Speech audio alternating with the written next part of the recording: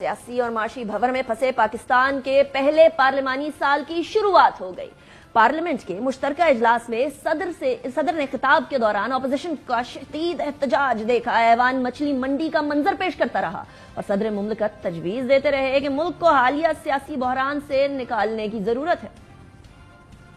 It is time to turn a new page. I believe we can resist the political atmosphere to reflect more light than heat if we really want to. But it will need all of us to step back and decide what matters the most.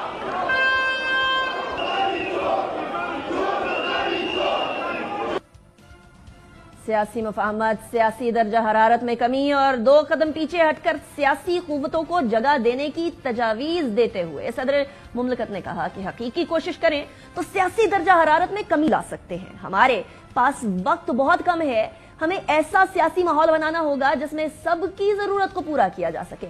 सदर मुमलिकत ने अपने खिताब में कहा कि मुल्क को आगे लेकर जाने के लिए तकसीम से निकलना होगा। जो मुश्किलात हैं इनमें हमें इख्तलाफ को लेकर नहीं चलना होगा। हम मिलकर आगे बढ़ेंगे तो जमहूरियत मजबूत होगी। सदर मुमलिकत की तरफ से मुफाहमती हाथ आगे बढ़ाने की जरूरत पर जोर देने के बावजूद ऐवान में अपोजिशन ने हंगामा बपा कर किए रखा। गो जरदारी गो के नारों, सीटियों और बाजों में बानी पाकिस्तान तहरीक इंसाफ के प्ले कार्ड उठाकर स्पीकर डाइस का घेराव किया।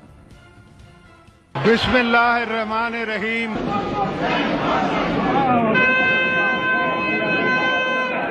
Let me interest you all to think of this great country as your driving motivation.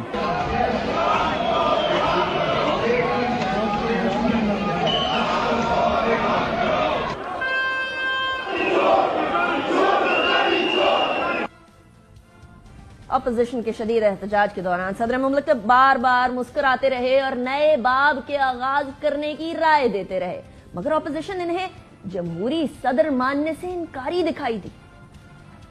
वो डिफैक्टो सदर नहीं है, मैं कहता हूँ एलिजिटिमेट सदर है। 21 तोहफों सलामी वाली एहतजाज होगा सरदारी के खिलाफ। सरदारी मैं समझता हूँ आर्टिकल 41 के मुताबिक वो यूनिटी ऑफ द रिपब्लिक को रिप्रेजेंट नहीं करता। सरदारी ने अभी तक पाकिस्तान पीपल्स पार्टी पार्लियामेंटेरियन की सदारत से इस्तीफा नहीं दिया। पार्लिमानी साल के पहले ही दिन अपोजिशन की जानिब से शदीद एहतजाज पर सदर मुमलिकत की तरफ से सियासी मफाहमत की तजवीज पर वजीर दिफा के बयान ने पानी फेर दिया। पाकिस्तान तहरीक इंसाफ के रहनुमा शेर अफजल मरवत की जानिब से रिजीम चेंज में सऊदी किरदार से मुताल्लिक बयान को जवाब बनाते हुए ख्वाजा आसिफ ने कहा कि पीटीआई और उसकी क़यादत शदीद मुल्क दुश्मन है, उनके साथ मुल्क दुश्मनों की तरह का सलूक होना चाहिए।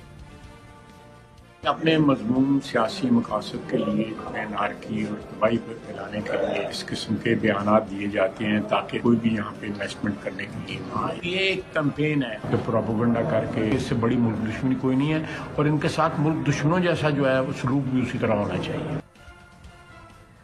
लेकिन बानी पाकिस्तान तहरीक इंसाफ ने पार्टी रहनुमाओं से जेल में मुलाकात के दौरान शेर अफजल मरवत के बयान को मुस्तरद करते हुए कहा है कि ऑपरेशन रिजीम में सऊदी अरब का कोई किरदार नहीं था। पाकिस्तान तहरीक इंसाफ ने 6 जमाती अपोजिशन इत्तेहाद का इजलास 29 अप्रैल को तलब करते हुए पंजाब से एहतजाजी जलसों और जुलूसों के आगाज करने का ऐलान भी किया है।